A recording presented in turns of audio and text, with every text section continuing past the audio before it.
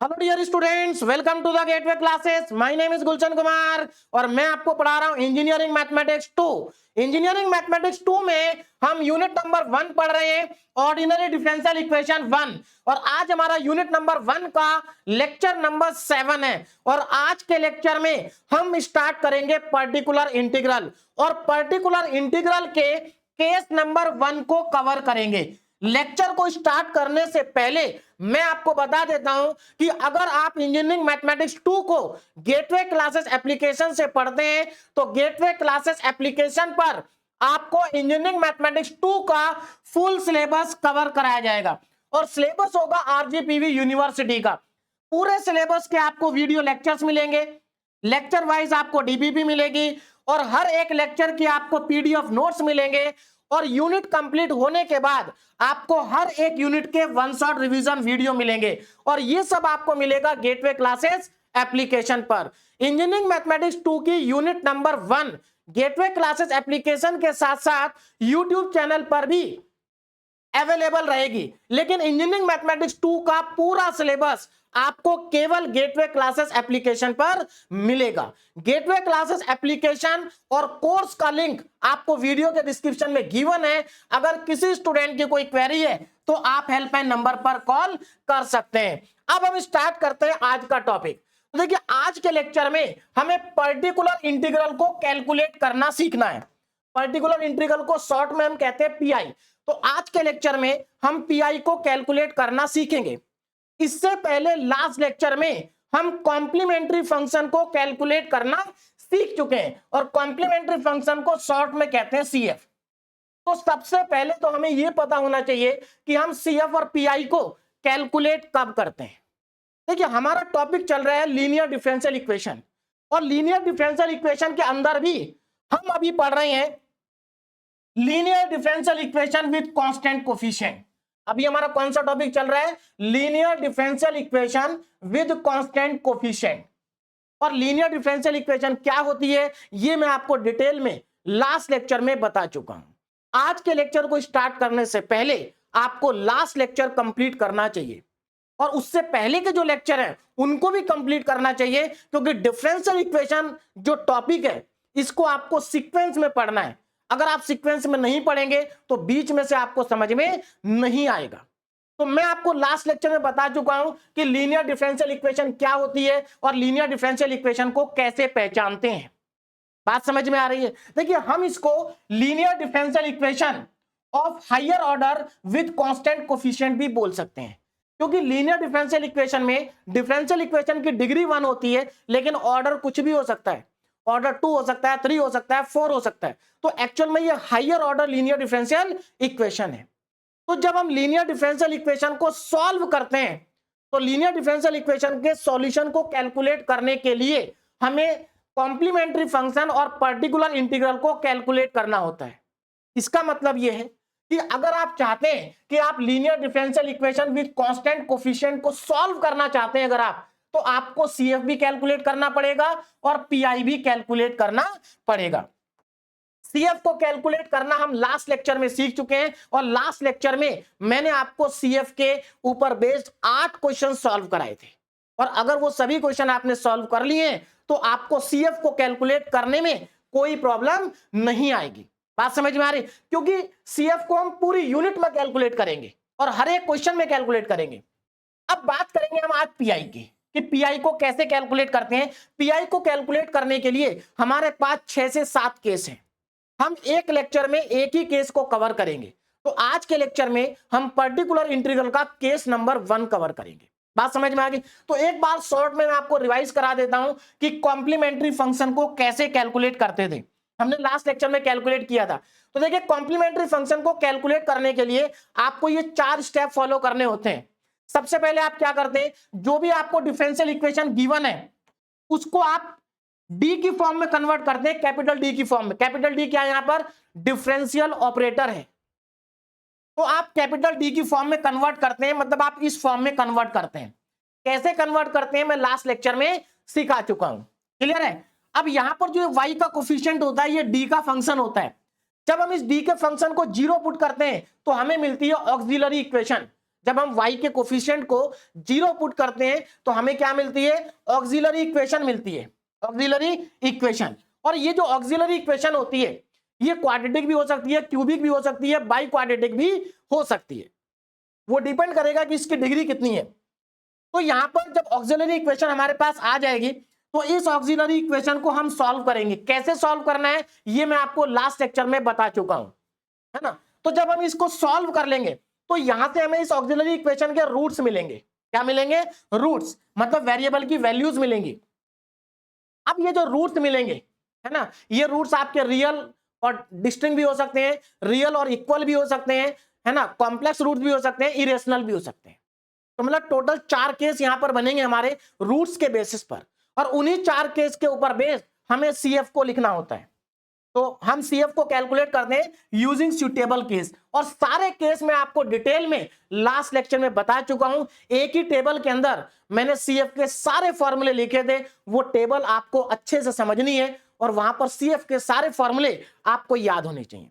बात समझ में आ गई। तो ये तो कहानी है सीएफ की, लेकिन हमें तो आज पीआई को पढ़ना है ना। हमें क्या सीखना है आज, पीआई को कैलकुलेट करना सीखना है। तो चलिए स्टार्ट करते हैं पीआई का केस नंबर 1। कैसे कैलकुलेट करते हैं, तो हमें पर्टिकुलर इंटीग्रल को कैलकुलेट करना है। तो सबसे पहले हम डिफरेंशियल इक्वेशन को कंसीडर कर लेते हैं। भाई हमारे पास जो भी डिफरेंशियल इक्वेशन होगी गिवन, उसको सबसे पहले हम क्या करेंगे, इस फॉर्म में कन्वर्ट करेंगे, है ना। इस फॉर्म में कन्वर्ट कैसे करते हैं ये हम लास्ट लेक्चर में पढ़ चुके हैं। तो ये जो हमारे पास डिफरेंशियल इक्वेशन है ना, F D Y equal to Q. अब हमें क्या करना है, इसकी हेल्प से पर्टिकुलर इंटीग्रल को कैलकुलेट करेंगे।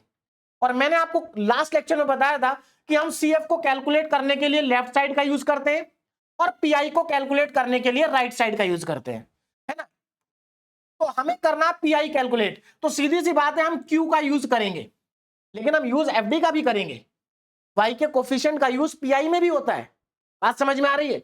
लेकिन सीएफ में केवल एफडी का यूज होता है, क्यू का यूज नहीं होता है।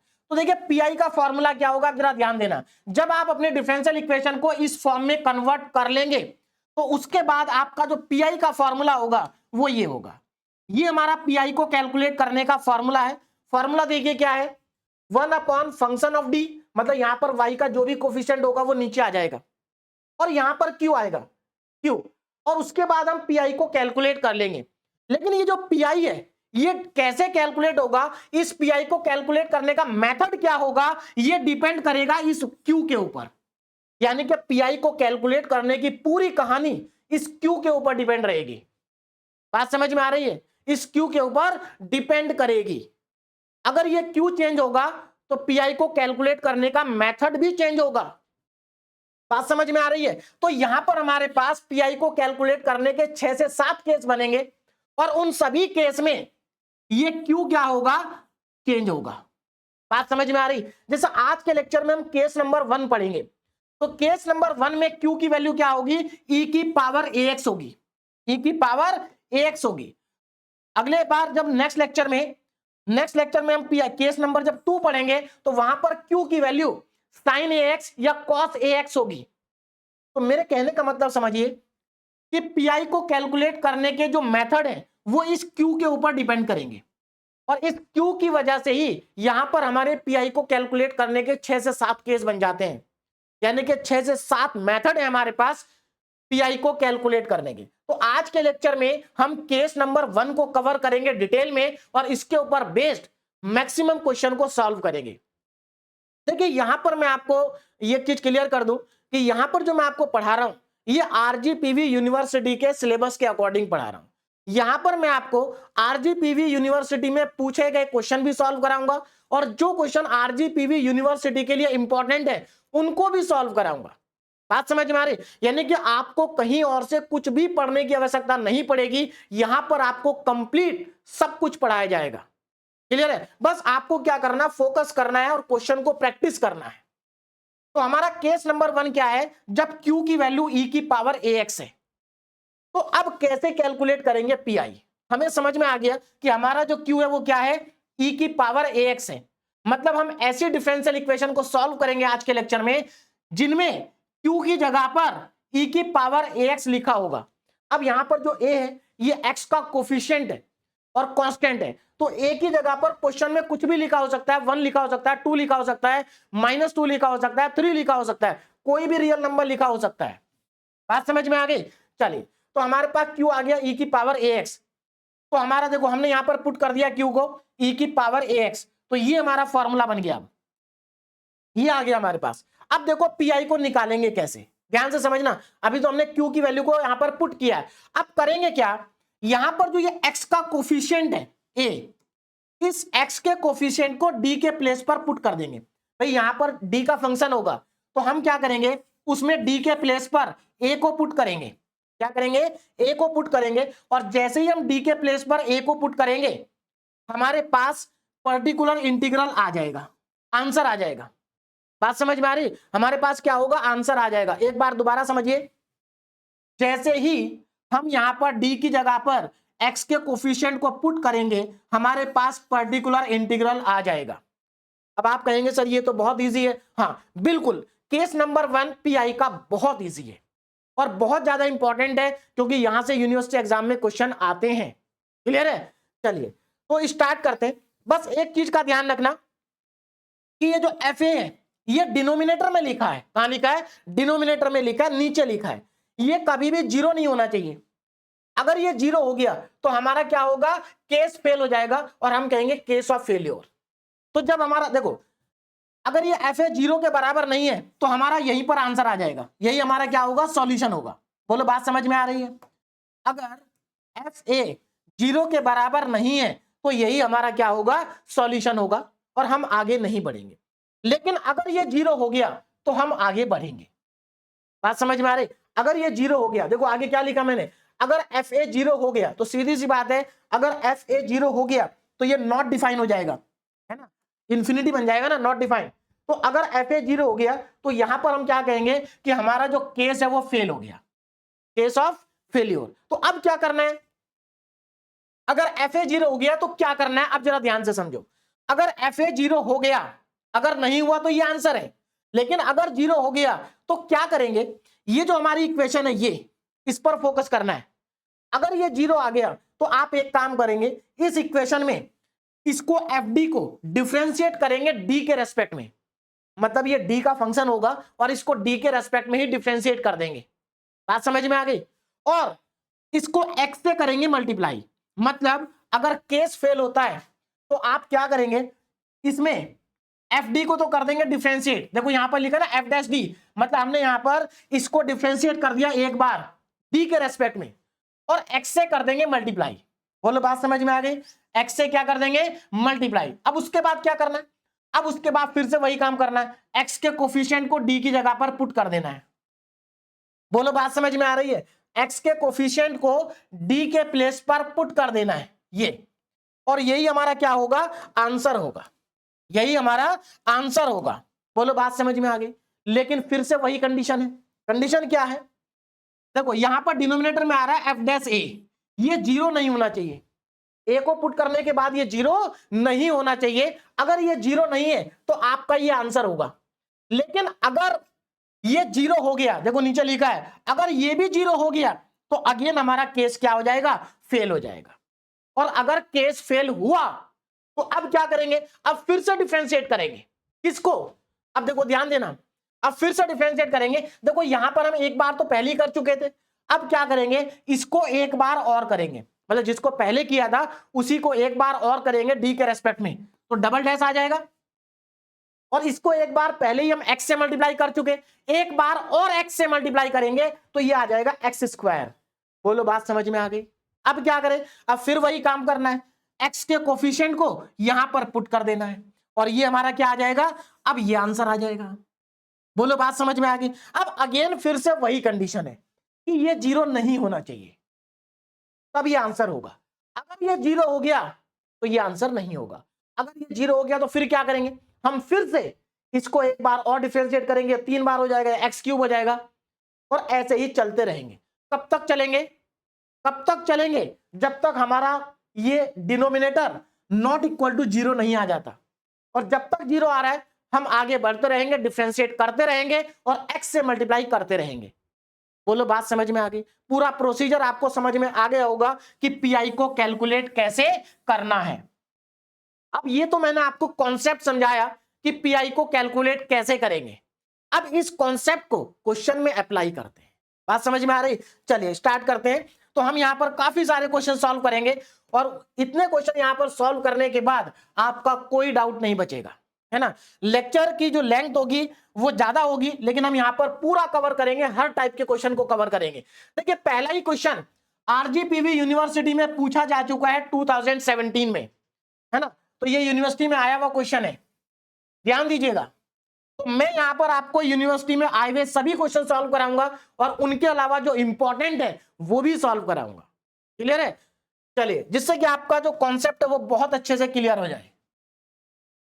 ये हमारे पास गिवन डिफरेंशियल इक्वेशन है। तो सबसे पहले तो मैं डिफरेंशियल इक्वेशन को लिख लेता हूं, d2y upon dx square plus dy by dx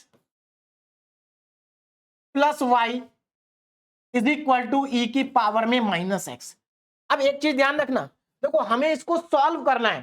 solve करने का मतलब है यहां पर देखो डिपेंडेंट वेरिएबल कौन है, y, इंडिपेंडेंट कौन है, x। तो हमें यहां पर y को कैलकुलेट करना है और y होता है CF प्लस PI के बराबर। तो हमें CF को भी कैलकुलेट करना पड़ेगा और PI को भी कैलकुलेट करना पड़ेगा। एक चीज ध्यान रखना, इस पूरी यूनिट में हमें CF और PI को कैलकुलेट करना है। ऐसा नहीं है कि हम CF को कैलकुलेट करना लास्ट लेक्चर में सीख चुके हैं तो आगे उसकी जरूरत नहीं है। हर एक लेक्चर में हम CF को कैलकुलेट करेंगे, आगे जितने भी लेक्चर हमारे आएंगे इस यूनिट के। क्लियर है? तो हमें CF और PI निकालना है। अच्छा, सबसे पहले एक चीज और आपको देखनी है भाई, यहां पर तो हमें पता है कि हम कौन सा टॉपिक पढ़ रहे हैं, लेकिन यही क्वेश्चन जब एग्जाम में आएगा तो आप कैसे पहचानेंगे कि इसको सॉल्व करने के लिए हमें CF और PI निकालना है? क्योंकि आपके पास डिफरेंशियल इक्वेशन की 3 यूनिट है ना। और जो अलग अलग टाइप की डिफरेंशियल इक्वेशन होती है उनको सॉल्व करने के मेथड भी अलग अलग होते हैं।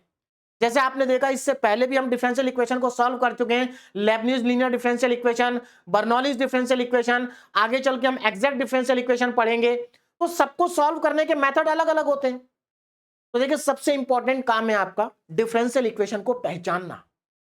बात समझ में आ रही? अभी हम कौन सी टाइप की डिफरेंशियल इक्वेशन को सॉल्व कर रहे हैं? Linear differential equation with constant coefficient. बात समझ में आ रही है?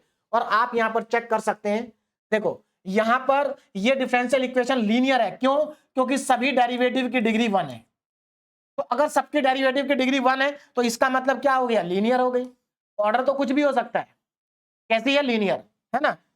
दूसरा, यहां पर डेरिवेटिव के जो कोफिशिएंट है, देखो यहां पर कोफिशिएंट 1 है, यहां पर भी 1 है, तो कोफिशिएंट भी क्या है? कांस्टेंट है।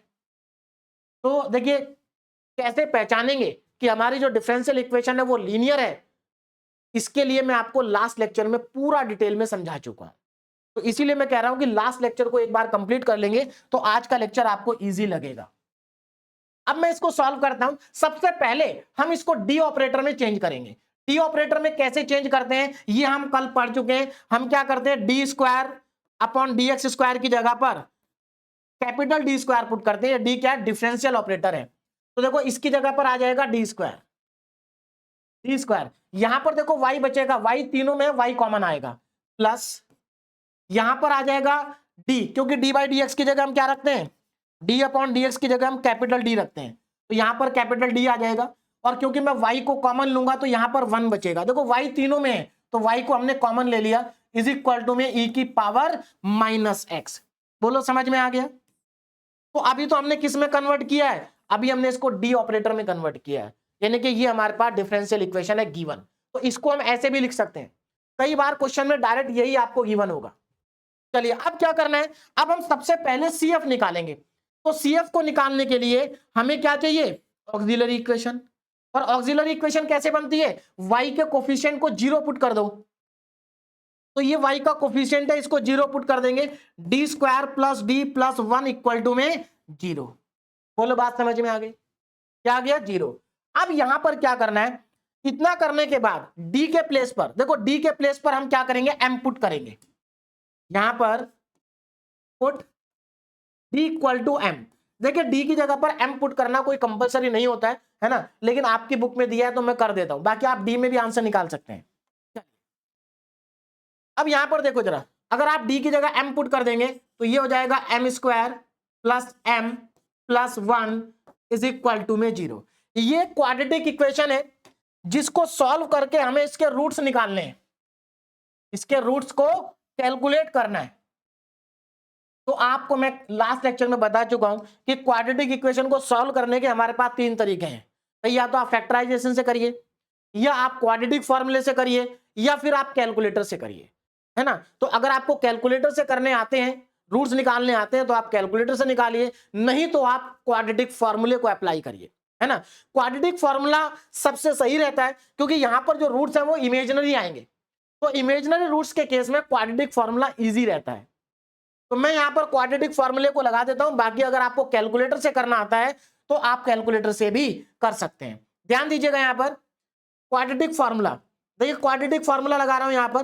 क्वाड्रेटिक फॉर्मूला क्या होता है मैं एक बार साइड में लिख देता हूं अगर आप भूल गए हैं तो। क्वाड्रेटिक फॉर्मूला होता है x equal to minus B plus minus under root में बी स्क्वायर माइनस 4ac और अपॉन में 2a। और ये एबीसी क्या है मुझे लगता है आप सबको पता होगा, क्योंकि हमारी जो क्वाड्रेटिक इक्वेशन होती है स्टैंडर्ड फॉर्म में वो कुछ इस तरह से होती है। ये स्टैंडर्ड फॉर्म में हमारी क्वाड्रेटिक इक्वेशन है। तो जो एक्स स्क्वायर का कोफिशिएंट होता है वो a, जो x का कोफिशिएंट होता है वो b, और जो कांस्टेंट टर्म होती है वो c। अब यहां पर x नहीं होगा, यहां x की जगह m होगा, तो m स्क्वायर का कोफिशिएंट a होगा, m का कोफिशिएंट b होगा, और जो कांस्टेंट होगा वो c होगा। बोलो बात समझ में आ रही है? तो इसको नोट कर लीजिए अगर आपको कोई कंफ्यूजन है, बाकी मैं यहां पर डायरेक्ट लगाऊंगा, ध्यान दें। अब देखो माइनस बी कितना है यहां पर भाई, माइनस आएगा एक, तो b कितना है यहां पर 1 प्लस माइनस अंडर रूट में बी स्क्वायर, बी कितना है 1, 1 का स्क्वायर 1 माइनस 4ac, a और c दोनों ही 1 है तो यहां पर माइनस 4 आएगा, अपॉन में आ जाएगा 2a, a कितना है 1। बस इसको सिंप्लीफाई कर लेंगे तो यहां से m कितना आ रहा है, यहां से हमारे पास m आ रहा है, m is equal to -1 plus minus under root में, देखो यहां पर अंडर रूट में -3 बचेगा भाई, अंडर रूट में कितना बचेगा -3, और अपॉन में बचेगा 2। -3 को हम क्या लिख सकते हैं एक बार फिर से समझा देता हूं। -3 को हम लिख सकते हैं अंडर रूट में -1 और इंटू अंडर रूट में 3, और आपको मालूम है रूट में अगर -1 है तो उसको हम कहते हैं आयोटा। क्या कहते हैं? आयोटा। इसका मतलब -√3 को हम आयोटा √3 लिख सकते हैं। तो यहां पर इसके जगह पर आयोटा √3 लिखेंगे तो हमारे पास आ जाएगा m is equal to -1 plus minus iota √3 divided by 2। और इसको अगर हम अलग अलग कर दें तो यहां से हमें एक कॉम्प्लेक्स रूट्स का पेयर मिल जाएगा, कॉम्प्लेक्स रूट्स हमेशा पेयर में होते हैं, और ये होगा -1/2 प्लस माइनस आयोटा √3/2, है ना।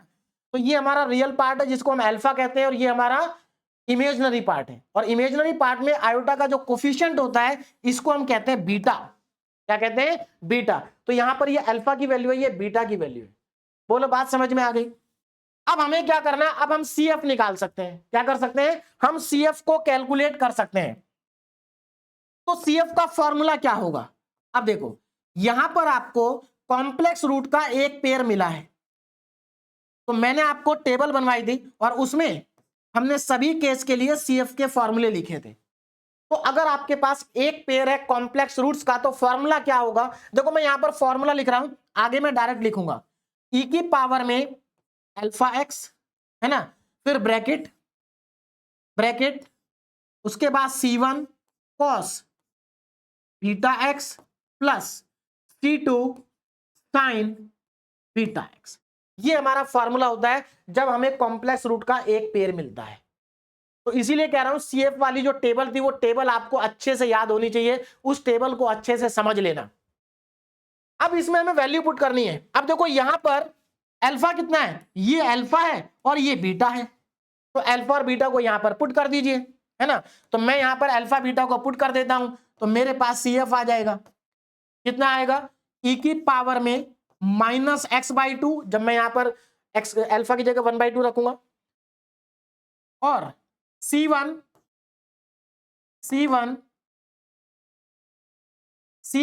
cos बीटा कितना है √3/2, √3/2 x plus C2 sign √3/2 x, ये आ गया। और यही हमारे पास क्या CF है। तो हमने CF को कैलकुलेट कर लिया, CF हमारा कैलकुलेट हो चुका है। बोलो बात समझ में आ रही है। अब क्या करेंगे, अब हम कैलकुलेट करेंगे पीआई। देखो अभी तो हमने कुछ नया किया ही नहीं, ये तो हमने लास्ट लेक्चर में भी कैलकुलेट किया था CF। और एक चीज मैं आपको बता दूं, ये सेम क्वेश्चन मैं आपको लास्ट लेक्चर में सॉल्व करा चुका हूं, अगर आपको याद हो तो। बस वहां पर क्या था, वहां पर ये चीज जीरो थी, यहां पर वहां लास्ट लेक्चर में मैंने इसी क्वेश्चन को सॉल्व किया था, वहां पर इक्वल टू में जीरो था, तो वहां पर पीआई जीरो आ गया था। लेकिन यहां पर पीआई जीरो नहीं होगा, बस यही अंतर है। और आपको क्वेश्चन सॉल्व करने के बाद समझ में आ भी गया होगा कि ये क्वेश्चन हमने लास्ट लेक्चर में भी सॉल्व किया था। यहां तक ना पीआई को कैलकुलेट करेंगे, और पीआई को कैलकुलेट करने के लिए हमें क्या चाहिए, हमें चाहिए क्यू और एफडी। तो पहले तो मुझे ये बताओ कि यहां पर एफडी की वैल्यू क्या है।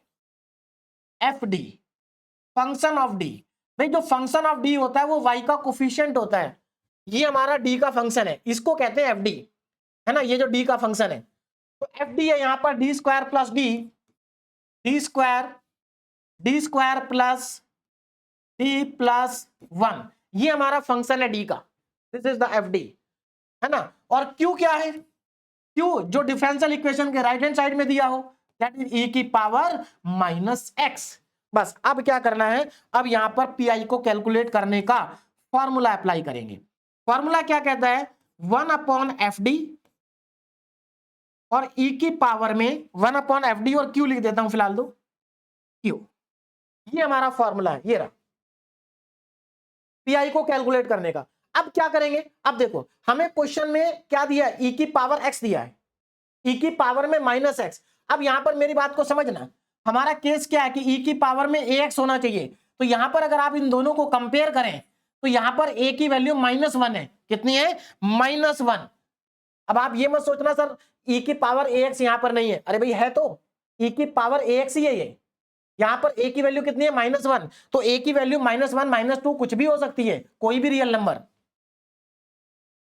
तो चलिए यहां पर वैल्यूज को पुट कर देते हैं, तो कितना आएगा, P I is equal to 1/fd। पहले तो हम fd को रखते हैं, कितना है, डी स्क्वायर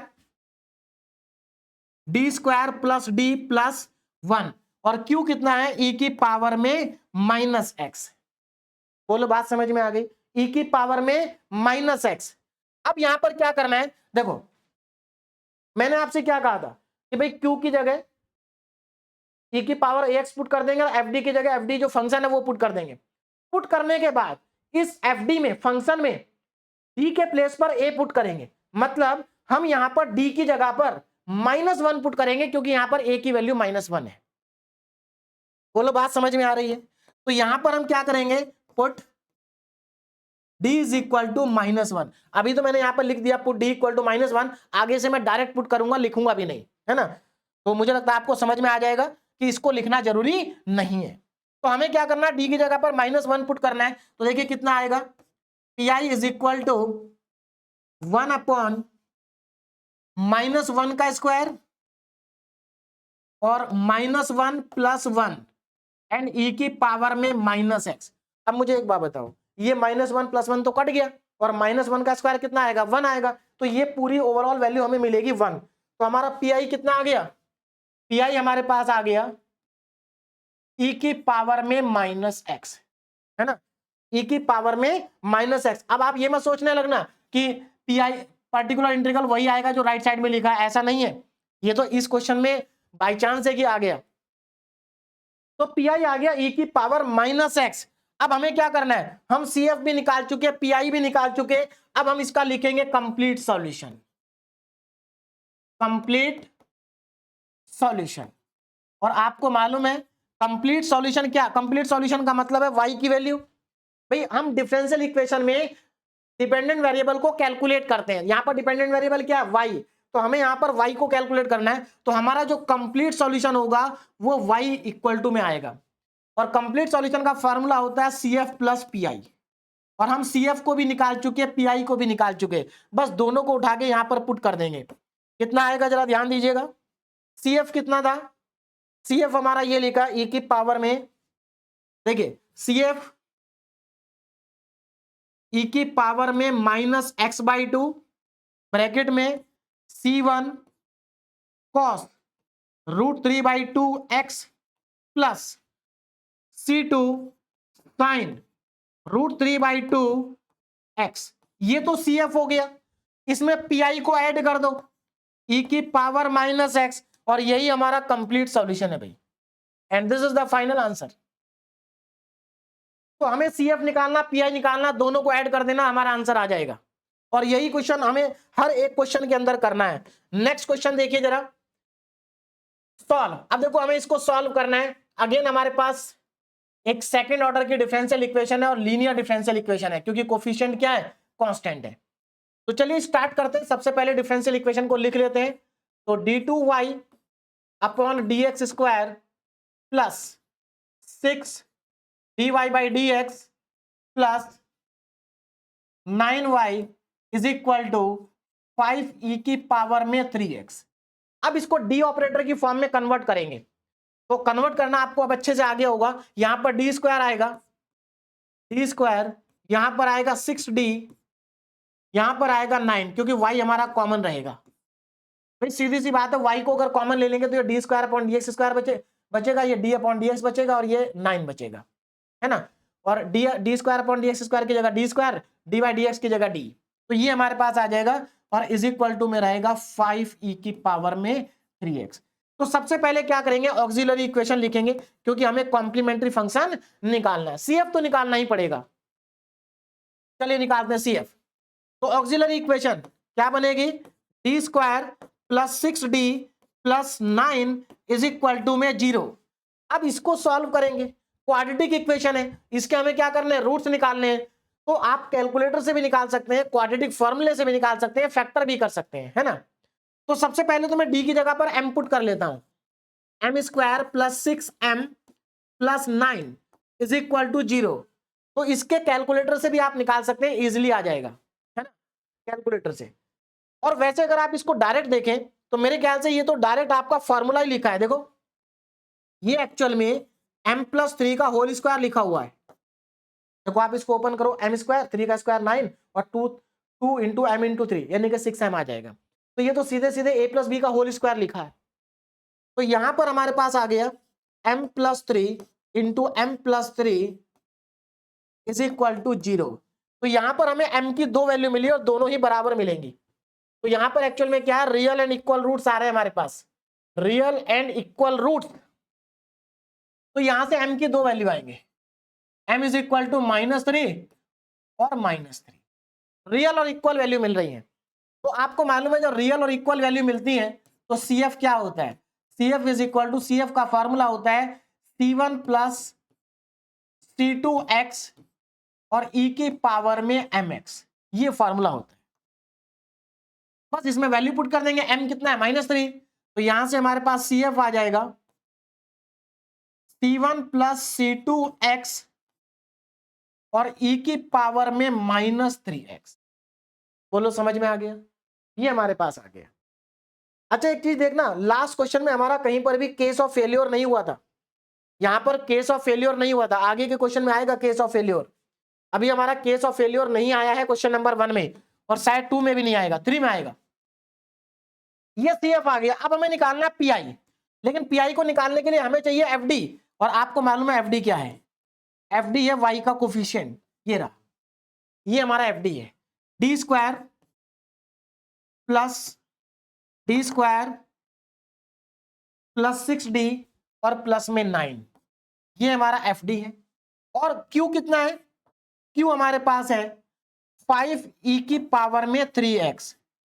और ये जो क्वेश्चन है यूनिवर्सिटी एग्जाम में पूछा जा चुका है, RGPV यूनिवर्सिटी में 2018 में, और इसी टाइप के क्वेश्चन आपसे पूछे जाते हैं। चलिए अब इसको देखो आगे करते हैं ना, PI का फॉर्मूला लगाते हैं, पर्टिकुलर इंटीग्रल। फॉर्मूला क्या है, 1/FD इनटू में Q, और बस यहां पर Q की वैल्यू को हम क्या कर देंगे, सब्स्टिट्यूट कर देंगे। तो अब ध्यान देंगे, Q की वैल्यू को मैं यहां पर पुट करने जा रहा हूं। देखो तो हमारे पास आ जाएगा particular integral is equal to FD 1/, 1/d² plus 6d और प्लस में 9, ये हमारे पास आ गया, है ना। और q कितना है 5 e की पावर में 3x, ये हमारे पास q है। अब देखो यहां पर 5 कांस्टेंट है, 5 को बाहर निकाल लेते हैं। यहां पर एक चीज मैं आपको बता दूं, आप e की पावर 3x को इधर नहीं लिख सकते। क्यों? क्योंकि देखो ये नीचे d ऑपरेटर है, एक्चुअल में डिफरेंशियल ऑपरेटर है। देखिए जो d होता है वो डिफरेंशियल ऑपरेटर होता है, और ये d जब डिनोमिनेटर में चला जाता है तो ये तो डिफरेंशियल ऑपरेटर है, और ये अब इंटीग्रेशन हो गया। क्या हो गया? इंटीग्रेशन। तो डिफरेंशिएशन और इंटीग्रेशन से कांस्टेंट तो बाहर आ सकता है, ये बाहर नहीं आएगा। तभी पता लग रहा आप इसको इधर से इधर लिख दें, नंबर नहीं मिलेंगे, नंबर कट जाएंगे। चलिए तो मैं 5 को बाहर निकाल लेता हूं, P I is equal to 5 बाहर आ गया इंटू 1/d² प्लस 6d और प्लस में 9, और यहां पर आएगा e की पावर में 3। अब क्या करें? अब देखो हमें क्या करना है, d के प्लेस पर a को पुट करना है। तो हमारा यही तो था कि फंक्शन में d की जगह पर a पुट करना है, और a कितना है यहां पर 3, तो जहां जहां पर d दिखाई दे रहा है वहां वहां पर 3 पुट कर दो। तो चलिए 3 पुट कर देते हैं। तो 5 इंटू 1/3 का स्क्वायर 6 इंटू 3 प्लस में 9, और ये ऐसे ही रहेगा e की पावर में 3x। सिंप्लीफाई करेंगे कितना आ जाएगा? तो particular integral is equal to, ये तो ऊपर तो 5 है अपॉन, देखो ये 9 आएगा, ये 9 है 18 और ये 18 36, 5/36 e की पावर में 3x, और यही हमारा पी आई है। क्या है? P I. तो हमारा सी एफ भी आ गया, पी आई भी आ गया। अब हमें क्या करना है? कंप्लीट सॉल्यूशन लिखना है। नाउ कंप्लीट सॉल्यूशन, और कंप्लीट सॉल्यूशन होगा y equal to C F plus P I. Now y is equal to C F plus P I. यहां से मैं y सी एफ लिख लेते हैं। सी एफ कितना है भाई? सी एफ हम ऑलरेडी कैलकुलेट कर चुके हैं, ये रहा C1 प्लस C2x,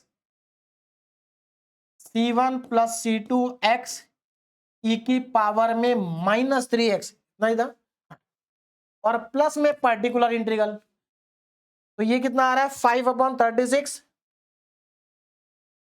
5/36 e की पावर में 3x। क्लियर है? और यही हमारा इस क्वेश्चन का फाइनल आंसर है। This is the final answer. तो दो क्वेश्चन थे, आपको वर्किंग रूल तो समझ में आ गया होगा कि आपको करना क्या है। आपको सीएफ निकालना, पीआई निकालना, दोनों को ऐड कर देना है। बात समझ में आ रही है? बहुत इजी टॉपिक है ये, अगर आप रेगुलर प्रैक्टिस करेंगे। बस आपको बेसिक आना चाहिए, आपको क्वाड्रेटिक इक्वेशन के रूट्स निकालने आने चाहिए, आपको क्यूबिक इक्वेशन के रूट्स निकालने आने चाहिए, और अगर ये आपको आता है तो आपके लिए ये टॉपिक बहुत ज्यादा आसान है। क्लियर है? और क्वाड्रेटिक इक्वेशन को सॉल्व करने में कुछ नहीं है, कुछ नहीं समझ में आ रहा, क्वाड्रेटिक फार्मूला लगा दो, सॉल्व हो जाएगा। That's all. चलिए भाई क्वेश्चन नंबर 3 पे चलते हैं। Now 3 solve the differential equation. अब देखो हमें डिफरेंशियल इक्वेशन पहले से डी ऑपरेटर की फॉर्म में दे रखी है, और पहले से ही फैक्टर करके दे रखे हैं, तो टेंशन ही नहीं है सॉल्व करने की, पहले से ही फैक्टर करके दे रखे हैं। ठीक है, अब हमें इस डिफरेंशियल इक्वेशन को सॉल्व करना है। तो ध्यान दीजिए, बहुत इजी क्वेश्चन है, और ये क्वेश्चन भी आपका यूनिवर्सिटी एग्जाम में आ चुका है 2020 में। तो d plus two d minus 1 का whole cube y is equal to e की पावर में x। इसको हमें सॉल्व करना है, ध्यान दीजिएगा। तो सबसे पहले क्या करेंगे? सबसे पहले तो हम इसकी ऑक्सिलरी इक्वेशन लिखेंगे। भाई जो y का कोफिशिएंट है उससे क्या बनेगी? Auxiliary equation. तो y का कोफिशिएंट क्या है? d प्लस 2 और d माइनस 1 का होल क्यूब इक्वल टू में 0। अब देखो यहां पर दोनों को जब आप अलग अलग 0 रखेंगे तो यहां से आपको d की कितनी वैल्यू मिलेंगी? देखो d की एक वैल्यू तो यहां से मिलेगी -2, और जब आप इसको 0 रखेंगे तो भाई d माइनस 1 कितनी बार आ रहा है? 3 बार आ रहा है, तो आपको d की 3 बार वैल्यू मिलेगी 1 1 1। तो इसका मतलब 1 1 1 3 वैल्यू हमें मिलेंगे। अब हम क्या करते हैं, इसके अकॉर्डिंग CF लिख लेते हैं। CF, अब CF का फॉर्मूला क्या होगा जरा ध्यान देना। देखो ये तीनों रूट तो रियल और इक्वल है और ये अलग है, तो पहले तो इसके लिए फॉर्मूला बनेगा। इसके लिए आ जाएगा C1 e की पावर में, पहले मैं फॉर्मूला लिख देता हूं।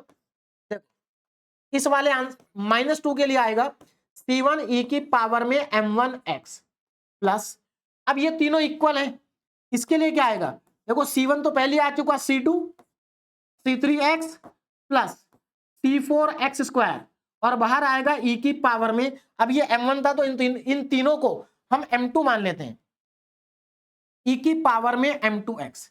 अच्छा मैंने यहां पर ये d में ही लिख रखा है, मैं इसको एक काम करता हूं m में लिख देता हूं, है ना, सभी जगह पर m में लिखा है, तो यहां पर ये आ जाएगा, अगर मैं m में कन्वर्ट करूं तो m+2 m-1 का होल क्यूब इक्वल टू में 0। तो यहां से m की 3 वैल्यू आएंगी, -2, 1, 1, 1। बोलो बात समझ में आ रही है ना। इससे पहले भी मैंने d लिखा था क्या, नहीं m था, ठीक है।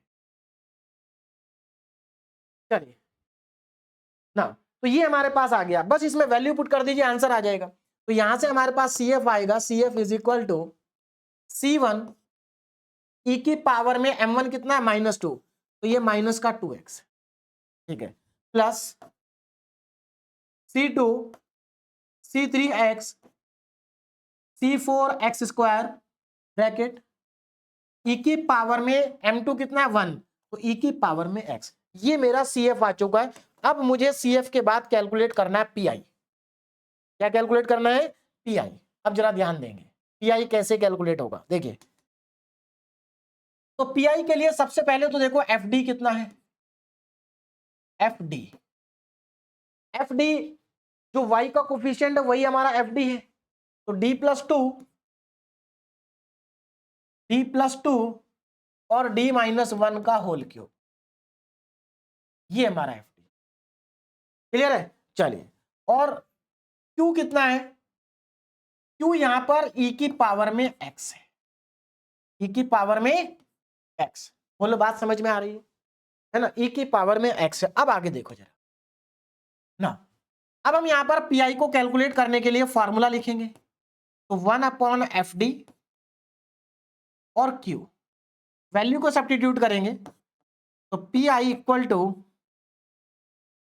PI particular integral is equal to 1/, अब यहां पर FD की वैल्यू पुट करने जा रहा हूं मैं, 1/d+2 है ना, और d-1 का होल क्यूब, और यहां पर आ जाएगा e की पावर में x। अब जरा ध्यान दो, देखो यहां पर a की वैल्यू कितनी है, 1 है। अगर मैं यहां पर d की जगह पर 1 पुट करता हूं तो एक केस ऑफ फेल्योर बन जाएगा, क्योंकि d-1 -1 0 होगा। ध्यान से देखो जरा, यहां पर केस ऑफ फेल्योर बन रहा है भाई। कैसे, जब हम d की जगह पर 1 रखेंगे तो 1 - 1 0 हो जाएगा और पूरा डिनोमिनेटर 0 हो गया, और डिनोमिनेटर 0 नहीं होना चाहिए। अगर 0 हो रहा है तो इसका मतलब केस ऑफ फेल्योर है। बात समझ में आ रही है। तो d के प्लेस पर जब हम x का कोफिशिएंट पुट करते हैं और वहां पर 0 आ जाता है तो वो हमारा होता है केस ऑफ फेल्योर। तो केस ऑफ फेल्योर में मैंने आपको बताया था, नीचे वाले को डिफरेंशिएट करेंगे और ऊपर x से मल्टीप्लाई करेंगे। लेकिन प्रॉब्लम क्या है, नीचे यहां पर हम अगर डिफरेंशिएशन करते हैं तो हमें प्रोडक्ट रूल लगाना पड़ेगा, मतलब हो तो जाएगा लेकिन समय लगेगा करने में, टाइम खराब होगा। तो यहां पर एक ऑप्शन और होता है। ऑप्शन क्या है, देखो भाई, जब हम d की जगह 1 पुट कर रहे हैं तो ये 0 बन रहा है, ये वाला पार्ट तो 0 नहीं बन रहा है ना, तो हम यहां पर एक काम कर सकते हैं, इस d-1 होल क्यूब को हम पहले बाहर कर लेते हैं और इसको सॉल्व कर लेते हैं। देखो कैसे, ध्यान देना जरा इस चीज पर, बहुत इंपॉर्टेंट है। कुछ बच्चे क्या करते हैं, यहीं पर डिफरेंशिएट करना स्टार्ट कर देते हैं, तो उससे कैलकुलेशन ज्यादा हो जाती है ना। तो कैलकुलेशन को हमें इजी करना है। देखिए क्या कर सकते हैं हम यहाँ पर एक काम कर सकते हैं, ये जो 1/d-1 का होल क्यूब है इसको मैंने पहले लिख दिया, है ना, और यहां पर मैं ब्रैकेट लगा देता हूं इस तरह से, और 1/d+2 को मैं अंदर ले लेता हूं ऐसे, है ना, और यहां पर लिख देता हूं e की पावर में x। बोलो मेरी बात समझ में आई, मैंने क्या किया, यहां पर मैंने लिख दिया e की पावर में x। क्लियर है, इससे फायदा क्या हुआ, अब देखो मैं यहां पर इस जगह पर, ये तो मैंने बाहर कर दिया, मैं इस जगह पर डी की जगह पर 1 पुट कर सकता हूं, ये 3 आ जाएगा और ये ऐसे ही रहेगा। तो अभी हमारा केस ऑफ फेल्योर नहीं हो रहा है, मतलब जिससे केस ऑफ फेल्योर हो रहा था उसको हमने अभी अलग कर दिया। ऐसा नहीं कि इसको छोड़ देंगे, करेंगे इसको, लेकिन अभी मैंने इसको सॉल्व कर रहा हूं मैं। तो देखो क्या आ जाएगा, चलिए यहीं पर अभी स्पेस है, यहीं पर कर लेता हूं साइड में, ध्यान देना जरा। देखो तो यहां से क्या आएगा, आप जरा ध्यान देना, particular integral P I is equal to कितना आ जाएगा, 1 अपॉन, देखो सबसे पहले तो यहां पर देखो, जब आप इसकी जगह 1 पुट करेंगे तो ये 3 हो जाएगा, तो 1 अपॉन डी माइनस 1 का होल क्यूब, है ना, और ब्रैकेट में आएगा 1 बाई, और जब इसकी जगह आप 1 पुट करेंगे तो 1 प्लस 2 हो जाएगा ये, और e की पावर में x। बोलो इतनी कहानी समझ में आई। मैंने यहां पर d की जगह 1 पुट कर दिया, इसको भी मैंने बाहर कर रखा है, तो ऐसा हम कर सकते हैं, कोई प्रॉब्लम नहीं है। अब आगे देखो, अब यहां पर अगर मैं पी को कैलकुलेट करता हूं तो ये 1/3 हो गया, 1/3 को अब हम बाहर कर लेते, भाई 1/3 तो कांस्टेंट है ना, बाहर आ जाएगा। अब यहां पर हमारे पास बचा क्या, 1/3 इंटू 1 अपॉन डी माइनस 1 का होल क्यूब और e की पावर में x, ये बचा। अब अगर मैं यहां पर d की जगह 1 पुट करता हूं तो केस ऑफ फेलियर हो रहा है, तो अब हम यहां पर क्या करेंगे, अब यहां पर हम लिखेंगे केस ऑफ फेलियर। यहां पर हमारा केस क्या हो रहा है, फेल हो रहा है। देखो अब डिफरेंशिएट करूंगा मैं, क्योंकि अब डिफरेंशिएशन इजी हो गया। अगर मैं यहीं पर डिफरेंशिएशन कर देता तो गलत नहीं होता, लेकिन वो थोड़ा कैलकुलेशन ज्यादा हो जाती। तो कैलकुलेशन को कम करने के लिए मैंने पहले उस फैक्टर को अंदर ले लिया जिससे जीरो नहीं बन रहा है, जिससे जीरो नहीं बन रहा है, और उसको सॉल्व कर दिया। उसको सॉल्व करने के बाद अब मैं यहां पर केस ऑफ फेलियर करूंगा। तो अब मेरा यहां पर केस ऑफ फेलियर हो रहा है, तो मैं यहां पर अब करूंगा क्या, इसको डिफरेंशिएट करूंगा और ऊपर x से करूंगा मल्टीप्लाई। देखो क्या आ जाएगा, ऊपर तो x से मल्टीप्लाई करना है, तो ऊपर x बाई, ऊपर हो गया x, तो ये x को 1 से करेंगे, x आ जाएगा x/3, और इसको करेंगे डिफरेंशिएट। अब जरा ध्यान दो, अगर आप d-1 को, d-1 क्यूब को d के रेस्पेक्ट में डिफरेंशिएट करते हैं तो क्या होगा, 3 मल्टीप्लाई में आ जाएगा और d-1 की एक पावर कम हो जाएगी। भाई जैसे x की पावर 3 का 3x स्क्वायर होता है ना, वैसे ही d-1 के होल क्यूब का 3 d-1 का होल स्क्वायर हो जाएगा डिफरेंशिएशन। तो इसका जब आप डिफरेंशिएशन करेंगे तो यहां पर आएगा 1/3 d-1 का होल स्क्वायर e की पावर में x। बोलो बात समझ में आ गई, क्लियर है। अब क्या करें, अब यहां पर फिर से चेक करो, देखो अगर मैं यहां पर d की जगह 1 रखता हूं अगेन, क्योंकि a की वैल्यू तो फिर से 1 है, तो ये फिर से केस ऑफ फेलियर हो रहा है, यानी कि अभी भी हमारा केस ऑफ फेलियर हो रहा है, again case of failure, again case of failure, हमारा फिर से केस यहां पर क्या हो रहा है, फेल हो रहा है। बोलो बात समझ में आ रही है, अगेन केस ऑफ फेलियर। तो अब क्या करें, अब फिर से हम इसको एक बार और डिफरेंशिएट करेंगे और एक बार और x से मल्टीप्लाई करेंगे, तो ऊपर हो जाएगा x स्क्वायर, तो यहां पर हमारा पी आई आएगा, P I is equal to x² upon 3, यहां पर x एक बार और मल्टीप्लाई होगा, नीचे 3 है, अच्छा 3 3 जा 9 हो गया नीचे वैसे, है ना, चलो कोई बात नहीं, इसको अभी 3 रखता हूं मैं। अब यहां पर इसको एक बार और डिफरेंशिएट करेंगे तो 2 फिर से मल्टीप्लाई में आ जाएगा, तो देखो 2 3 जा 6 हो जाएगा, 6d-1, 6d-1, तो इनटू में 1/6d-1 और e की पावर में x आ गया। बोलो बात समझ में आ रही है। क्या अब हम d की जगह पर 1 रख सकते हैं, अभी भी नहीं रख सकते, क्योंकि अभी भी 1 - 1 क्या हो जाएगा, 0। तो अगेन हमारा केस ऑफ फेलियर हो रहा है, 3 बार केस ऑफ फेलियर हो गया, अगेन केस ऑफ फेलियर। अब आपको समझ में आ गया, अगर केस फेल हो जाता है तो क्या करना है, नीचे वाले को डिफरेंशिएट, ऊपर x से मल्टीप्लाई, बस यही करना है और कुछ भी नहीं है। चलिए तो केस ऑफ फेलियर फिर से हो गया। अब देखो कितना आएगा पी आई ना, x³, अब देखो 3 × 6 कितना हो गया, 18, है ना, और इसको जब एक बार और डिफरेंशिएट आप कर देंगे तो नीचे तो 1 ही बचेगा और ये बचेगा e की पावर में x। तो ये हमारे पास आ गया पर्टिकुलर इंटीग्रल x की पावर 3/18 इंटू में e की पावर x, ये हमारा पी आई है। तो पी आई हमारे पास आ चुका, सी एफ हमारे पास आ चुका। अब हम कंप्लीट सॉल्यूशन लिख सकते हैं। नाउ कंप्लीट सॉल्यूशन, अब जरा ध्यान देना, कंप्लीट सॉल्यूशन क्या होगा? तो कंप्लीट सॉल्यूशन होगा y is equal to C F plus P I. बस यहां पर सी एफ और पी आई को ऐड कर दीजिए। सी एफ हमारे पास ये रहा, ई की पावर C1 ई की पावर -2x। तो मैं इधर लिख देता हूं आंसर। देखो हमें क्या करना है, बस ऐड करके लिखना है सी एफ और पी आई को। तो आंसर आ जाएगा y is equal to C F कितना था, C1 ई की पावर में -2x प्लस C1 ई की पावर में -2x plus C2 plus C3x plus C4x² और ब्रैकेट के बाहर ई की पावर में x। ये तो CF है और प्लस PI कितना आ रहा है, x³ ई की पावर में x/18 and this is the final answer. यही हमारा इस क्वेश्चन का फाइनल आंसर है।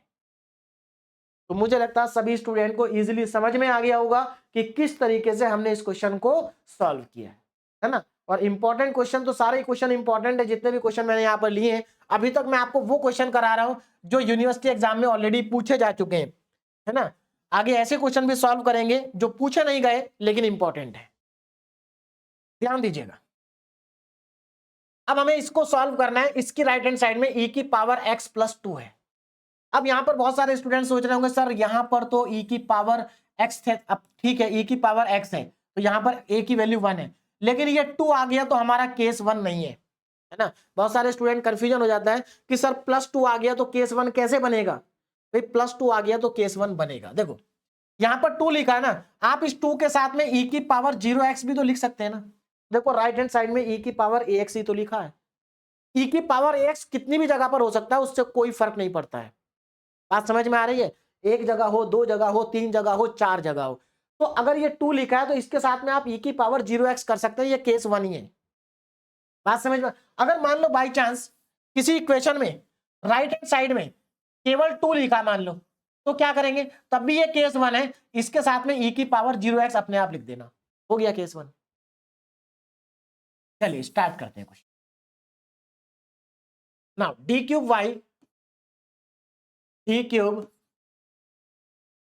y upon dx³ -3 d2y upon dx²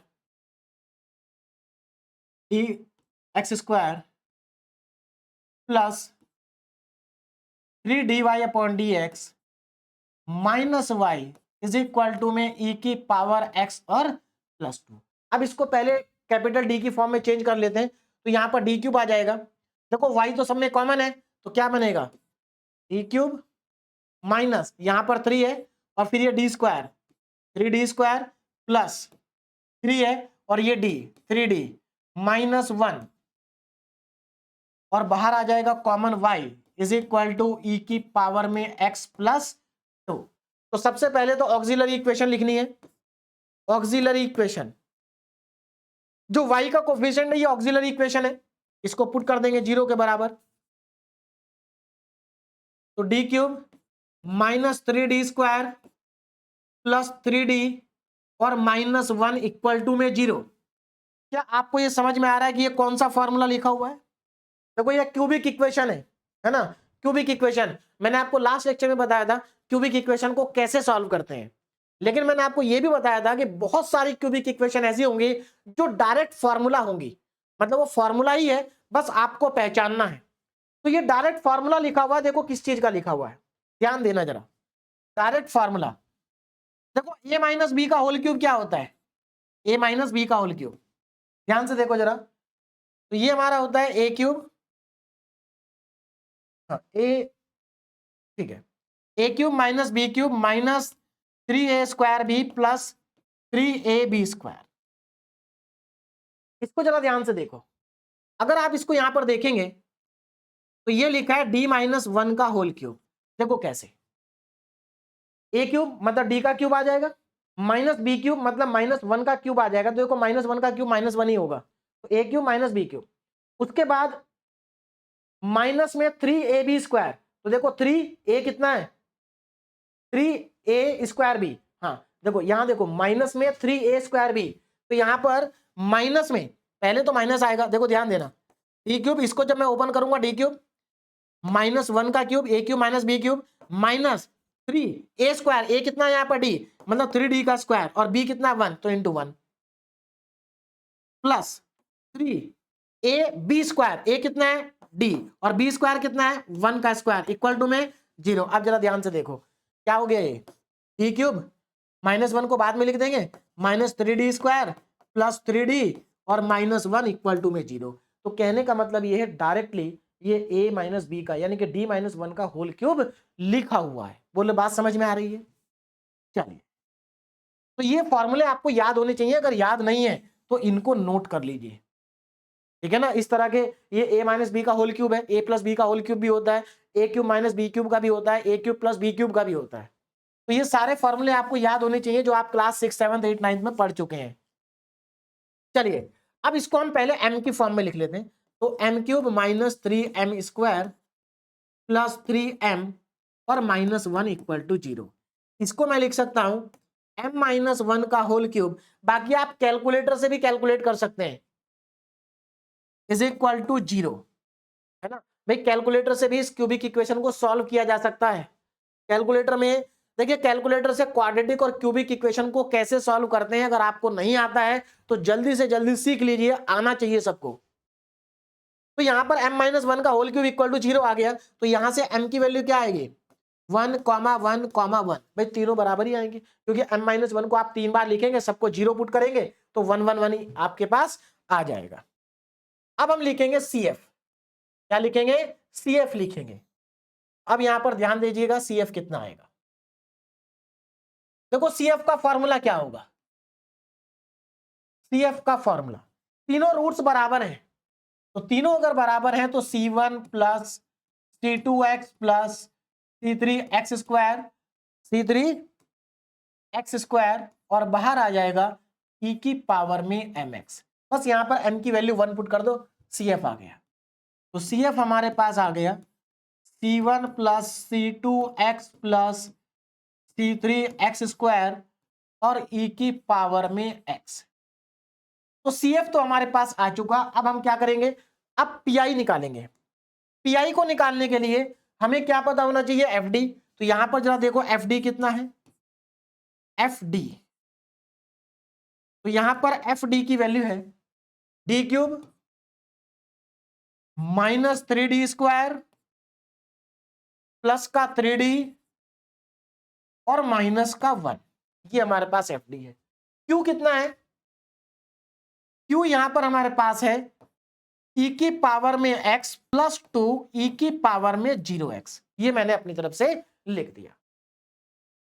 अब PI का फॉर्मूला लगाएंगे, तो PI का फॉर्मूला ध्यान दीजिएगा 1/FD और Q, वैल्यू को सब्स्टिट्यूट करेंगे तो PI is equal to 1/1/d cube 1/d cube minus 3d square plus का 3d एंड माइनस का 1, यही है हमारे पास। देखो d cube minus 3d square plus 3d minus 1, ठीक है। और Q कितना है, Q को यहां पर लिख लेते हैं। Q हमारे पास आ रहा है e की पावर में x प्लस e की 2 e की पावर में 0 है, मतलब यहां पर 2 है एडिशन में। तो देखो इसके बाद आपको करना क्या होगा, ये जो नीचे वाला पार्ट है, अच्छा जो नीचे वाला पार्ट है इसको मैं, देखो हमें पता है कि m-1 का होल क्यूब है, हमें ये पता चल गया कि d-1 का होल क्यूब है। तो मैं एक काम करता हूं, इसको इतना बड़ा लिख कर शॉर्ट में लिखते हैं। तो हमें पता है ना FD कितना है 1/1 d-1 का होल क्यूब है। अरे भाई ये देखो ना m-1 का होल क्यूब मतलब ये d-1 का होल क्यूब है, और e की पावर में x प्लस 2e की पावर में 0x। इसमें हमें सब्स्टिट्यूशन करने में आसानी हो जाएगी, हमें पता चल जाएगा केस फेल हो रहा है या नहीं हो रहा है ना, वहां पर भी पता चल जाएगा अगर ऐसे लिखेंगे, लेकिन ये ज्यादा आसान है तो मैं यहां पर भी चेंज कर देता हूं। तो FD है हमारे पास d-1 का होल क्यूब। बोलो बात समझ में आ रही है, ये हमारा d-1 का होल क्यूब है। आगे बढ़ते हैं, अब जरा ध्यान दो, अब करना क्या, देखो यहां पर क्योंकि दो टर्म है तो आपको क्या करना होगा, इस वाले पार्ट को इसके साथ भी लेना है और इसके साथ भी लेना। आप ऐसा समझिए कि इसको इसके साथ भी मल्टीप्लाई करना है और इसको इसके साथ भी मल्टीप्लाई करना है। तो हमारा पीआई दो पार्ट में ब्रेक हो गया। तो पीआई इज इक्वल टू, तो जब भी आपको राइट साइड में दो टर्म दिखाई देंगी प्लस में, तो आपको क्या करना है, ब्रेक कर देना है, अलग अलग कर देना है। तो 1/d-1 का होल क्यूब, 1/d-1 का होल क्यूब और e की पावर में x प्लस, दूसरा क्या, 2 तो बाहर ही रहेगा है ना, 2 और 1/d-1 का होल क्यूब और यहां पर आएगा e की पावर में 0। समझ में आ गया कैसे लिखा, मैंने इसको साथ भी लिख दिया, इसको और इसके साथ भी लिख दिया, बट 2 को बाहर कर दिया, ठीक है। अब यहां पर देखो, अब मैं यहां पर अगर x के कोफिशिएंट कितना है 1, तो मैं अगर d की जगह 1 पुट करता हूं तो यहां पर केस फेल हो रहा है, यहां पर केस फेल नहीं हो रहा है, क्योंकि जब आप d की जगह 0 पुट करेंगे तो केस फेल नहीं होगा। तो यहां पर केस फेल होगा, लेकिन कहां पर, यहां पर। बात समझ में आ रही, तो यहां पर हमारा क्या हो गया, केस ऑफ फेल्यूर। देखो यहां पर केस फेल हुआ, यहां पर फेल नहीं हुआ, तो जहां पर फेल नहीं हुआ वहां पर पुट कर देंगे। तो हमारा पर्टिकुलर इंटीग्रल आएगा P I is equal to, देखो यहां पर केस फेल हो गया तो ऊपर x से मल्टीप्लाई और नीचे डिफरेंशिएशन करेंगे, तो x इंटू, ध्यान दीजिएगा, x इंटू 1 इसको डिफरेंशिएट करेंगे तो ये आ जाएगा 3d-1 का होल स्क्वायर। तो इसका डिफरेंशिएशन क्या होगा, 3d-1 का होल स्क्वायर और e की पावर में x रहेगा। ठीक, यहां पर हमने डिफरेंशिएट कर दिया और x से मल्टीप्लाई कर दिया। नाउ प्लस यहां पर d की जगह 0 पुट करेंगे, तो ऊपर तो 2 है, नीचे हम 0 पुट करेंगे तो -1 का होल क्यूब आएगा और e की पावर में 0x रहेगा। ठीक है ना। अब यहां पर अगर आप दोबारा देखें तो यहां पर फिर से केस ऑफ फेलियर हो रहा है, again case of failure, again case of failure, फिर से हमारा केस फेल हो गया। तो क्या करेंगे, एक बार और डिफरेंशिएट करेंगे और मल्टीप्लाई करेंगे x से, तो x से एक बार और मल्टीप्लाई करेंगे तो ये एक्स स्क्वायर इंटू 1 इसका डिफरेंशिएशन एक बार और करेंगे तो 6 इंटू d-1 हो जाएगा और ये e की पावर x रहेगा प्लस, अब यहां पर देखो -1 का क्यूब है तो सीधी सी बात है ये प्लस ये -1 माइनस हो जाएगा, -2 और e की पावर 0 मतलब e की पावर 0 तो 1 ही होता है ना, तो यहां पर केवल -2 बचेगा बस। अब यहां पर अगर आप देखो तो अगेन अगर मैं यहां पर d की जगह 1 पुट करता हूं तो फिर से हमारा क्या हो रहा है, केस ऑफ फेलियर, मतलब 3 बार यहां पर भी केस ऑफ फेलियर हो गया हमारा, केस ऑफ फेलियर। बोलो बात समझ में आ गई। अब क्या करेंगे, अब केस ऑफ फेलियर नहीं होगा एक बार और करने के बाद, है ना। देखो जरा, तो हम इसको डिफरेंशिएट करेंगे और एक बार फिर से x से मल्टीप्लाई करेंगे, तो हमारा पर्टिकुलर इंटीग्रल हो जाएगा P I is equal to, ऊपर आ जाएगा एक्स क्यूब, तो यहां पर क्या आएगा, एक्स क्यूब आएगा और नीचे इसको डिफरेंशिएट करेंगे तो d का 1 हो जाएगा और -1 का 0, तो ये आ जाएगा 6, तो एक्स क्यूब अपॉन 6 और e की पावर में x एंड माइनस में 2 and this is the P I. क्या है ये, पी आई। तो हमारे पास सी एफ भी आ गया, पी आई भी आ गया। अब हम लिखेंगे कंप्लीट सॉल्यूशन, कंप्लीट सॉल्यूशन। अब जरा ध्यान दीजिएगा, कंप्लीट सॉल्यूशन में लिखने जा रहा हूं, तो कंप्लीट सॉल्यूशन क्या होगा, y is equal to C F plus P I, और मैं दोनों कैलकुलेट कर चुका हूं, है ना। तो यहां पर सी एफ लिखेंगे और पी आई लिखेंगे और हमारा फाइनल आंसर आ जाएगा। सी एफ कितना था, सी एफ था C1 C2x C3 x square, C1 plus C2x plus C3 x square और e की पावर में x, e की पावर में, एक मिनट मैंने mx क्यों लिख दिया, हाँ e की पावर में x, ठीक है, और प्लस ये आ जाएगा x क्यूब e की power x upon 6 -2 and this is the final answer. मुझे लगता है अब तक आपको अच्छे से समझ में आने लगा होगा कि किस तरीके से हम linear differential equation with constant coefficient को सॉल्व करते हैं, कैसे हम सीएफ निकालते हैं, कैसे हम पीआई निकालते हैं। तो अभी तो हमारा पीआई का पहला ही केस चल रहा है, यहां पर 6 से 7 केस हमें पढ़ने हैं। अब नेक्स्ट क्वेश्चन देखिए जरा। तो इस क्वेश्चन को एक बार अपने आप ट्राई करो, है ना। मैं 2 सेकंड में स्टार्ट करता हूं, आप इसको अपने आप ट्राई करिए, वीडियो को पॉज करके ट्राई करें। चलिए अब मैं क्वेश्चन को स्टार्ट करता हूं, ध्यान दीजिएगा। तो यहां पर हमारे पास डिफरेंशियल इक्वेशन पहले से ही डी ऑपरेटर की फॉर्म में है और हमें इसको सॉल्व करना है। यहां पर है D cube plus 1 Y is equal to E की पावर में x प्लस 1 का होल स्क्वायर, ये हमें गिवन है।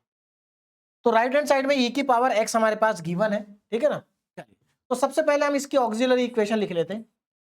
Auxiliary equation left hand side से आएगी, तो ये आ जाएगी D cube plus 1 is equal to 0। E की जगह अगर m पुट करते हैं तो ये m cube plus 1 is equal to 0। अगर आप d भी रखेंगे तो भी कोई प्रॉब्लम नहीं है। अब यहां पर ये m cube plus 1 equal to 0 आ गया, क्या इसका कोई फॉर्मूला हमारे पास होता है? देखो इसको हम ऐसे तो लिख ही सकते हैं ना, m cube plus 1 cube equal to 0। तो अगेन यहां पर एल्जेब्रिक फॉर्मूला अप्लाई होगा। देखिए ये जो फॉर्मूले यहां पर अप्लाई हो रहे हैं, अगर आपको याद नहीं है तो इनको नोट कर लीजिएगा। तो यहां पर कौन सा फॉर्मूला लग जाएगा? देखो A cube plus B cube, इसका फॉर्मूला होता है ए क्यूब प्लस बी क्यूब का। देखो यहां पर ए और बी, ये ए क्यूब है ये बी क्यूब है, तो इसका फॉर्मूला होता है A plus B A square minus A B और प्लस का बी स्क्वायर।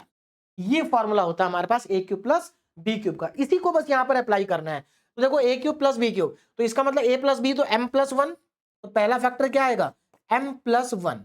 देखो अगर आप इसको कैलकुलेटर से करेंगे तो कैलकुलेटर से कोई दिक्कत नहीं है, हो जाएगा, लेकिन इसमें कॉम्प्लेक्स रूट्स भी आएंगे। तो कैलकुलेटर से या तो आपको कॉम्प्लेक्स रूट्स कैसे कैलकुलेट करते हैं वो आपको आना चाहिए। चलिए m प्लस 1 और यहां पर क्या आएगा ध्यान दीजिएगा, ए स्क्वायर मतलब m का स्क्वायर माइनस ए बी मतलब m इंटू 1 m और प्लस का बी स्क्वायर मतलब 1 का स्क्वायर 1 इज इक्वल टू में 0। तो यहां पर देखो एक तो ये फैक्टर है और ये क्वाड्रेटिक फैक्टर है। इस फैक्टर के जो रूट्स होंगे वो कॉम्प्लेक्स रूट्स होंगे हमारे, तो दोनों को अलग अलग 0 पुट करेंगे और यहां से कॉम्प्लेक्स रूट्स आएंगे। तो अब यहां पर जरा ध्यान दीजिएगा रूट्स क्या आएंगे। देखो एक तो हमारा m प्लस 1 इक्वल टू 0 हो जाएगा और दूसरा m square minus m plus 1 equal to 0 हो जाएगा। तो यहां से तो सीधे सीधे m की वैल्यू -1 आ रही है, m की वैल्यू -1। लेकिन प्रॉब्लम यहां पर है, यहां पर आपको क्वाड्रेटिक फॉर्मूला लगाना पड़ेगा क्योंकि कॉम्प्लेक्स रूट्स आएंगे। तो कोई दिक्कत नहीं है, क्वाड्रेटिक फॉर्मूला सभी को याद रहता है, त्रिधराचार्य फॉर्मूला है ना, उसको ही हमें यहां पर क्या करना है अप्लाई करना है। ये अगर याद नहीं है तो नोट कर लीजिए। चलिए अब देखो जरा, तो यहां से तो m इक्वल टू -1 आ गया, इसमें तो कोई प्रॉब्लम नहीं है, m इक्वल टू -1। लेकिन यहां पर हम लगाएंगे quadratic formula m is equal to, देखो फॉर्मूला क्या होता है, m इज इक्वल टू यहां पर आता है -b, तो माइनस और b की वैल्यू कितनी है -1, तो माइनस फॉर्मूले का भी होता है और -1 का भी है, तो माइनस माइनस प्लस 1 आ जाएगा। फिर प्लस माइनस अंडर रूट में बी स्क्वायर माइनस 4ac, देखो बी स्क्वायर कितना होगा -1 का स्क्वायर 1 और -4ac, तो -4ac 4 ही आएगा क्योंकि a1 है c भी 1 है, अपॉन में 2a, a तो 1 है तो अपॉन में 2 आएगा। तो यहां से हमें m की वैल्यूज मिल जाएंगी। तो यहां से हमारे पास m देखो क्या आएगा, ध्यान दीजिएगा, m इज इक्वल टू -1 तो आ चुका है, m इज इक्वल टू यहां पर ये आ गया 1 प्लस माइनस, अब देखो ये अंडर रूट में -3 बचेगा और अपॉन में 2, और आपको मालूम है अंडर रूट और -3 को हम आयोटा रूट 3 लिख सकते हैं, आयोटा रूट 3। तो m is equal to -1, m is equal to 1 plus minus iota root 3 और अपॉन में 2। तो हमारे पास यहां से m की 3 वैल्यू आ गई, मतलब एक कॉम्प्लेक्स रूट्स का पेयर आ गया और एक -1 आ गया, तो -1, और यहां से इसको अलग अलग करके अगर हम लिख दें तो 1/2 प्लस माइनस आयोटा रूट 3/2, ये हमारे पास वैल्यूज आ गई। इसका मतलब एक रियल रूट है और एक पेयर है हमारे पास कॉम्प्लेक्स रूट का।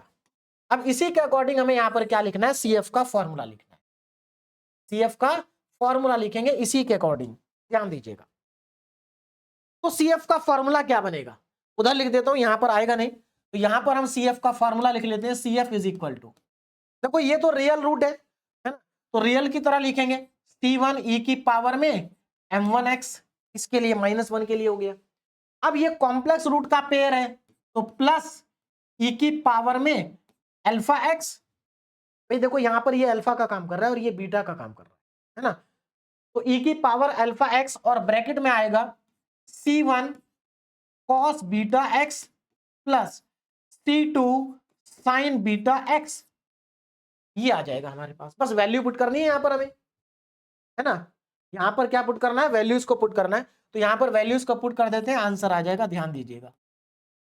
देखो m1 कितना है -1, तो ये आएगा C1 e की पावर में -x, C1 e की पावर में -x प्लस अल्फा कितना है 1/2, तो e की पावर में x/2 आ जाएगा, यहां पर अल्फा की जगह जब 2 रखेंगे, ब्रैकेट में C1 cos बीटा कितना है √3/2, तो √3/2 x आएगा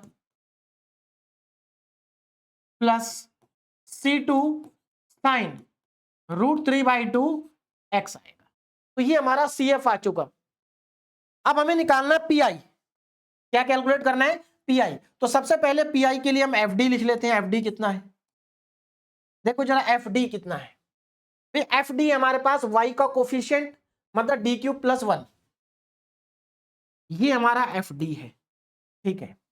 उसके बाद Q लिख लेते हैं, Q देखो कितना है जरा ध्यान से, e की पावर x + 1 का होल स्क्वायर, e की पावर x + 1 का होल स्क्वायर, इसको थोड़ा सा ओपन कर लेते हैं पहले, है ना, मैं यहीं पर इसको ओपन कर लेता हूं, देखो ये a + b का होल स्क्वायर है, तो ये क्या आ जाएगा e की पावर x का होल स्क्वायर प्लस 1 का स्क्वायर प्लस 2ab, है ना, 2ab, तो इसको अगर मैं सही करके लिखूं तो ये आ जाएगा हमारे पास e की पावर में 2x प्लस, इसको पहले लिख लेता हूं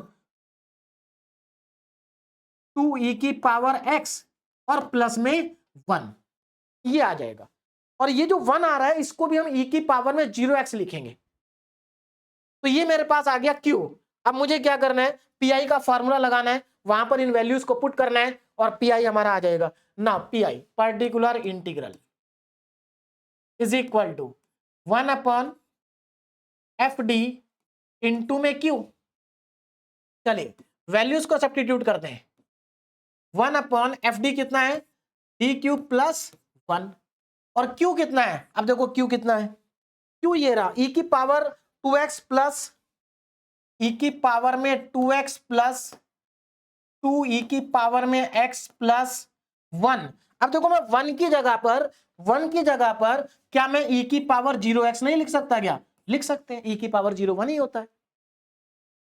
अब क्या करना है, देखो ये जो d³ + 1 है, इसको इसके साथ भी लेना है, इसको इसके साथ भी लेना है और इसको इसके साथ भी लेना, तीनों के साथ लेना है, मतलब आप ऐसा कह सकते हैं कि इसको तीनों के साथ मल्टीप्लाई करना है, तो कितना आएगा, particular integral is equal to 1/d³ + 1 और e की पावर में 2x प्लस 1/d³ + 1, और अब यहां पर भी मैं एक काम करता हूं, 2e की पावर x है ना, तो 2 को तो बाहर ही रखते हैं, तो 2 × 1/d³ + 1 और e की पावर में x प्लस 1/d³ + 1 और e की पावर में 0x। बस अब हम अप्लाई कर देते हैं, क्या करेंगे, सभी जगह पर जहां d आ रहा है वहां पर x के कोफिशिएंट को पुट करेंगे, तो जल्दी से यहां पर पुट करते हैं, देखते हैं PI कितना आएगा, PI इज इक्वल टू, अब यहां पर देखो a कितना है 2, तो हम d की जगह पर 2 पुट करेंगे, तो ये आ जाएगा 1/2 की पावर 3 मतलब 8 प्लस 1 e की पावर में 2x प्लस, यहां पर आ जाओ d की जगह पर 1 पुट करेंगे तो 1 का क्यूब और 1 का क्यूब प्लस 1 आएगा, मतलब 2 × 1/1 प्लस 1 आएगा, 2 से 2 कट जाएगा, यहां केवल e की पावर x बचेगा, प्लस यहां d की जगह 0 पुट करेंगे तो हमारे पास केवल 1 आएगा, 1/1 है ना, और e की पावर 0x 1/1 और e की पावर 0x तो 1 होता ही है, क्लियर है।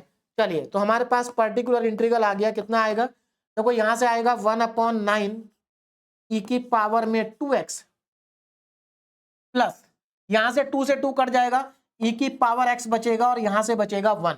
तो हमारा पर्टिकुलर इंटीग्रल आ गया। अब हम यहां पर फाइनली अपना आंसर लिख सकते हैं, है ना।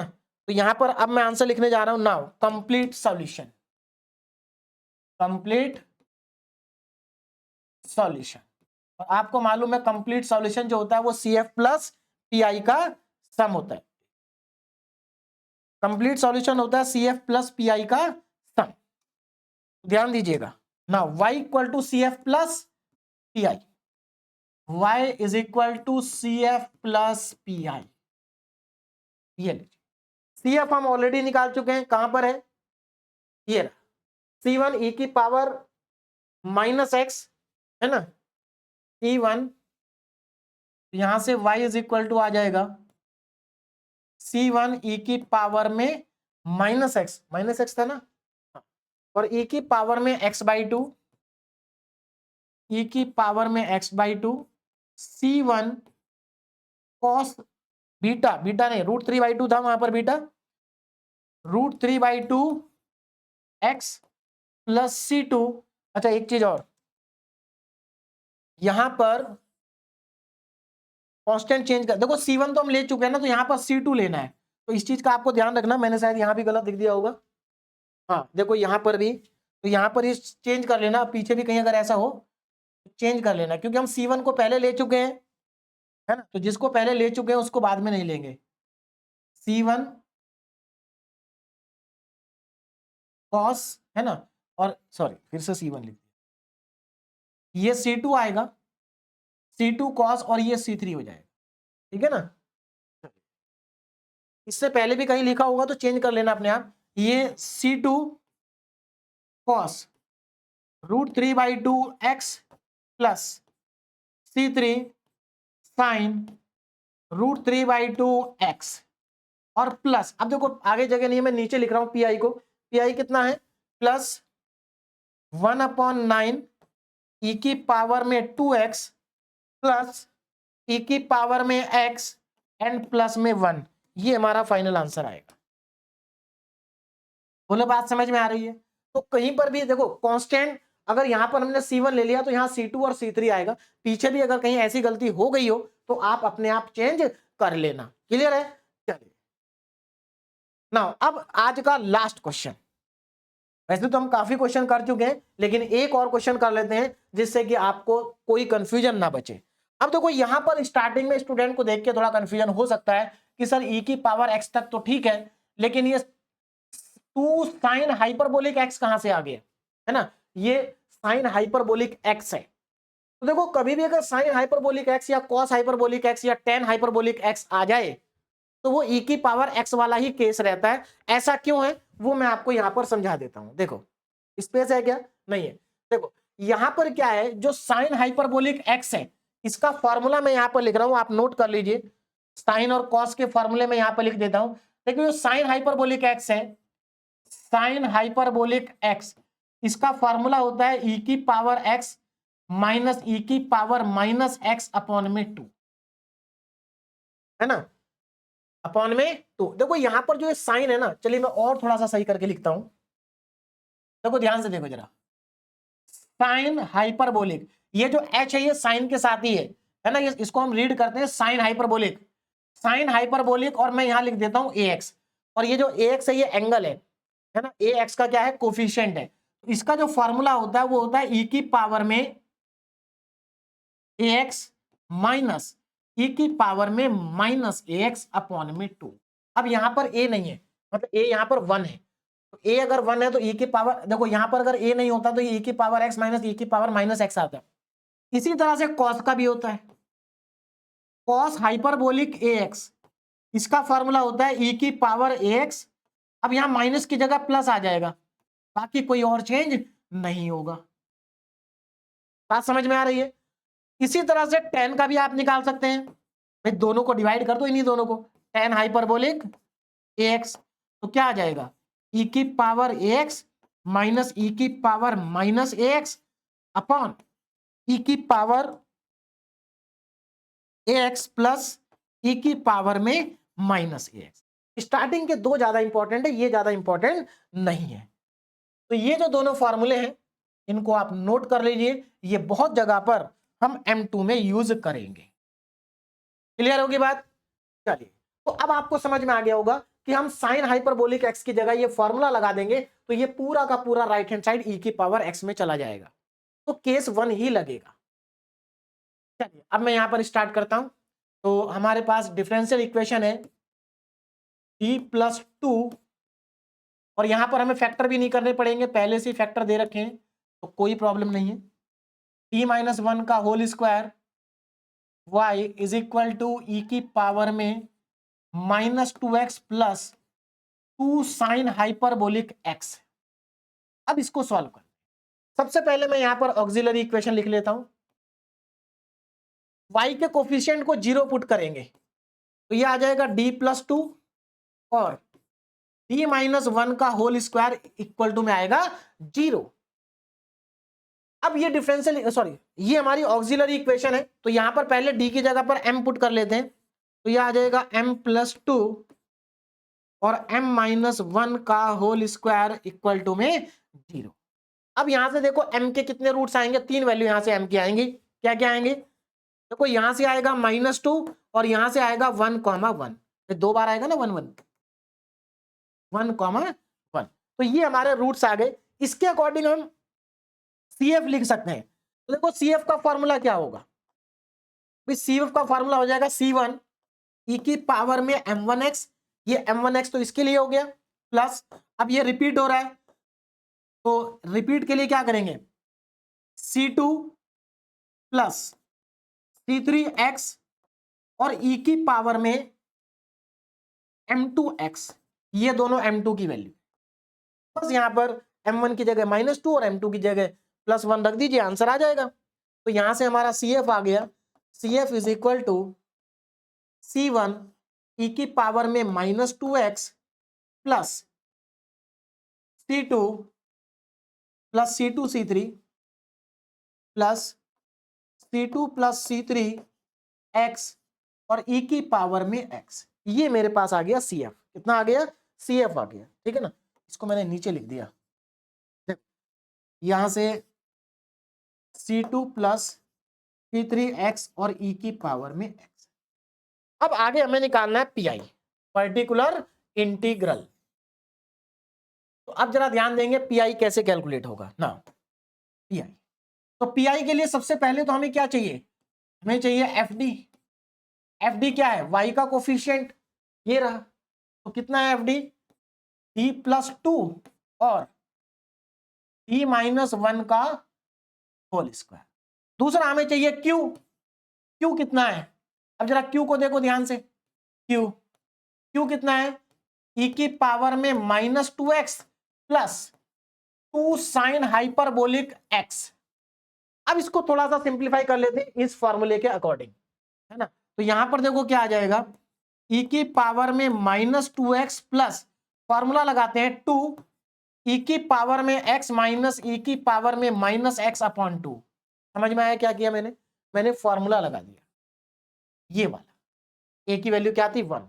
अब यहां पर आप देख सकते हैं 2 से 2 कट गया तो कितना बचा, तो हमारे पास q आ गया, q is equal to e की पावर में -2x प्लस e की पावर में x और माइनस e की पावर में माइनस। ये हमारे पास आ गया Q। अब हम PI का फॉर्मूला लगाएंगे और आंसर को कैलकुलेट कर लेंगे ना। PI particular integral is equal to 1/FD into Q। Value को सब्स्टिट्यूट करेंगे तो PI is equal to 1/D+2 और D-1 का होल स्क्वायर आ जाएगा। ये तो नीचे आ गया FD की जगह, और Q की जगह ये पूरा आ जाएगा। Q कितना है? e की पावर में -2x प्लस e की पावर में x और माइनस e की पावर में -x। ये हमारे पास आएगा। बोलो बात समझ में आ गई? बस अब कुछ नहीं करना, ये जो बाहर लिखा हुआ है इसको तीनों के साथ में मल्टीप्लाई कर देना अंदर और उसके बाद कैलकुलेशन करनी है। तो चलिए स्टार्ट करते हैं, देखिए कितना आएगा। नाउ PI इक्वल टू अब ध्यान देंगे P I is equal to, देखिए सबसे पहले 1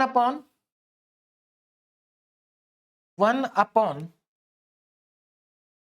कितना हमारे पास d+2, पहला फैक्टर है d+2 और d-1 का होल स्क्वायर, d-1 का होल स्क्वायर, और सबसे पहले ये मल्टीप्लाई होगा e की पावर -2x के साथ में, तो यहां पर आएगा e की पावर में -2x प्लस, अगला फैक्टर लिख लेते हैं, इसको मल्टीप्लाई करना e की पावर x के साथ में, तो यहां पर अगेन हमारे पास 1 के अपॉन में आएगा d+2 और d-1 का होल स्क्वायर, और यहां पर आएगा e की पावर x प्लस, आगे चलते हैं, अब प्लस नहीं आगे माइनस है, माइनस e की पावर -x, तो -1 d+2 और d-1 का होल स्क्वायर और e की पावर में -x। बोलो बात समझ में आ रही है? इस तरह से हमने इसको लिख लिया। अब यहां पर वैल्यू को सब्स्टिट्यूट करना स्टार्ट करेंगे, ध्यान देंगे जरा।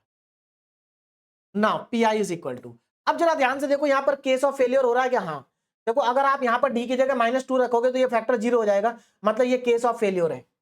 यहां पर अगर आप यहां पर देखो, यहां पर x का कोफिशिएंट 1 है, अगर आप यहां पर 1 रखोगे तो ये भी केस ऑफ फेलियर हो जाएगा।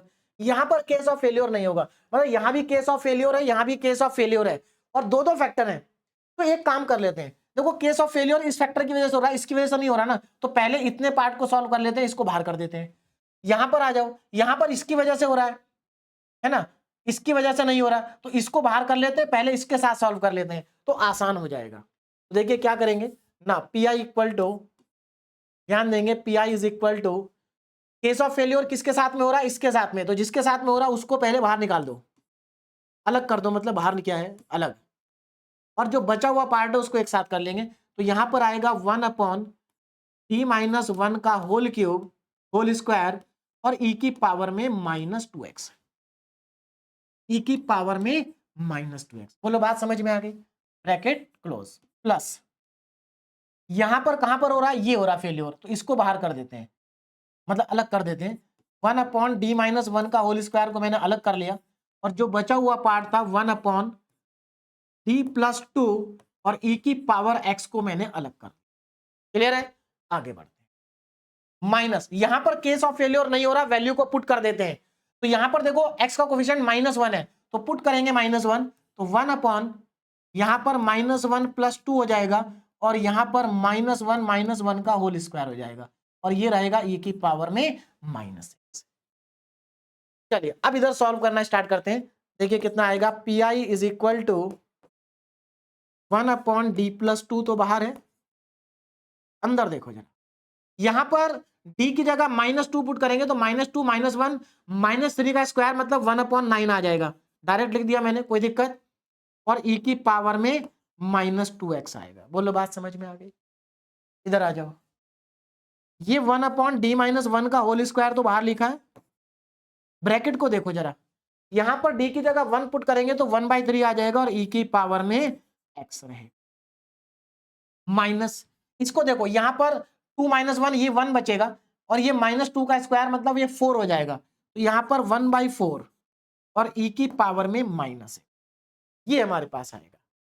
और थोड़ा सा सिंप्लीफाई करते हैं, अब देखो कितना आएगा, अब जो हमारा केस ऑफ फेलियर बन रहा था उसको भी सॉल्व कर लेंगे। पी आई देखो, अब ये 1/9 तो कांस्टेंट है, इसको तो बाहर कर लेते हैं, और अब हमारे पास आ गया 1/d+2 और e की पावर -2x। अब ये केस ऑफ फेलियर लगाएंगे, आगे यहां पर भी 1/3 को मैं बाहर कर देता हूं, और इनटू 1/d-1 का होल स्क्वायर और e की पावर x, ये भी केस ऑफ फेलियर है, एंड माइनस का 1/4, ये तो आंसर आ चुका है। क्लियर है? अब केस ऑफ फेलियर कहां कहां हो रहा है? दो जगह पर केस ऑफ फेलियर हो रहा है, यहां पर भी और यहां पर भी, तो मैं लिख देता हूं केस ऑफ फेलियर। क्लियर है? अब केस ऑफ फेलियर के लिए क्या करेंगे? सॉल्व करेंगे, तो हम यहां पर x से मल्टीप्लाई, इसको x से मल्टीप्लाई और इसको डिफरेंशिएट करेंगे, इसको x से मल्टीप्लाई इसको डिफरेंशिएट करेंगे, वो सेम रहेगा, वो सेम रहेगा। बोलो बात समझ में आ रही? तो मैं एक काम करता हूँ, केस ऑफ फेल्योर को यहाँ लिख देता हूँ आगे, है ना? तो यहाँ पर हमारा क्या हो गया, केस ऑफ फेल्योर हो गया,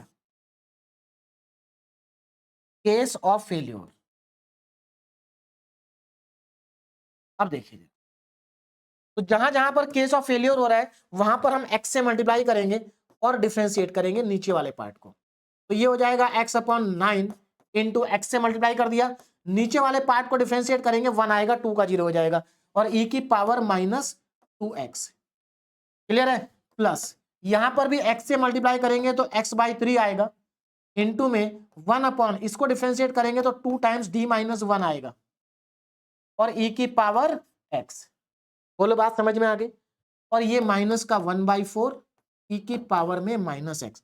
अगेन अगर आप देखो अगर आप ध्यान से देखें तो यहां पर केस ऑफ फेल्योर दो जगह पर हुआ था, यहां और यहां।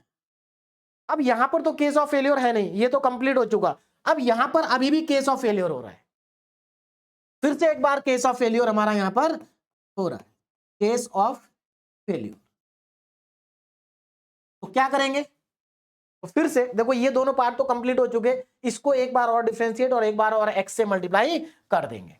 तो हम नेक्स्ट स्लाइड पर चलते हैं, है ना, और इसको एक बार और कर लेते हैं। ध्यान दीजिएगा कितना आएगा ना, पी आई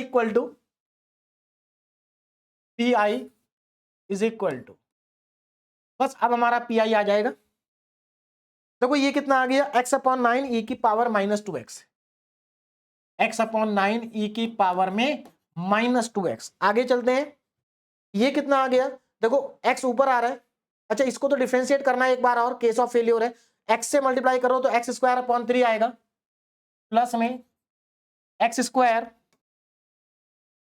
अपॉन 3 आएगा इनटू, अब जरा ध्यान दो, यहां पर इसको एक बार और करेंगे तो यहां 2 बचेगा, है ना, कितना बचेगा 2, तो 1/2 और e की पावर में कितना है x, e की पावर में है x, और आगे कितना था -1/4, -1/4 e की पावर में माइनस x। बस कंप्लीट हो गया, यही हमारा क्या है, पी आई है। इसको थोड़ा सा सही करके लिख देते हैं, P I is equal to X upon 9 E की पावर में माइनस 2x प्लस ये आपका आ जाएगा एक्स स्क्वायर ई की पावर में x अपॉन में 6 और माइनस का 1/4 ई की पावर में माइनस x। तो ये हमारे पास आ जाएगा और मुझे लगता है सभी को आसानी से समझ में आ गया होगा।